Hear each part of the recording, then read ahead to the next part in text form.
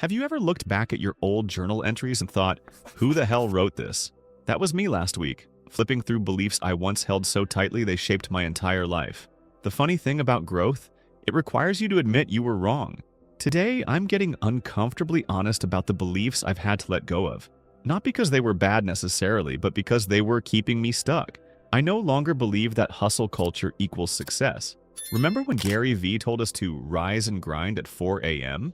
I followed that advice religiously, answering emails before sunrise and bragging about my productive burnout. Here's what research actually shows.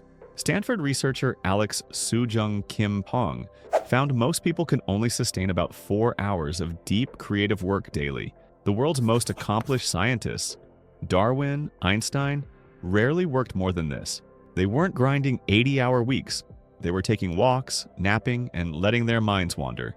I no longer believe that passion should feel easy. Follow your passion is everywhere, but here's what they don't tell you. Passion isn't just about what feels good. It's about what feels worth it. Angela Duckworth's research on grit found that passion is about sustained commitment to something that matters. When I switched careers, everyone said, "You'll know it's right because it won't feel like work." That's BS. The work I'm most passionate about now is often the hardest. It frustrates me and sometimes keeps me up at night. But I keep coming back because it matters. I no longer believe that my worth is tied to my productivity. This hit hard during lockdown when my color-coded schedule suddenly meant nothing. I found myself asking, who am I when I'm not producing something? Psychologist Brené Brown calls this the hustle for worthiness.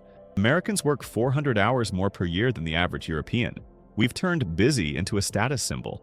I realized I was measuring my days by output rather than presence. Now I regularly ask myself, would I still matter if I produced nothing today? The answer is yes, and that changed everything. I no longer believe that happiness is the goal. Our founding documents promised the pursuit of happiness, but positive psychologists like Dr. Martin Seligman have found that meaningful lives aren't necessarily happy ones. Viktor Frankl, who survived Nazi concentration camps, wrote that seeking happiness directly makes it harder to find. Instead, meaning comes from 3 sources: purposeful work, deep relationships, and our response to suffering.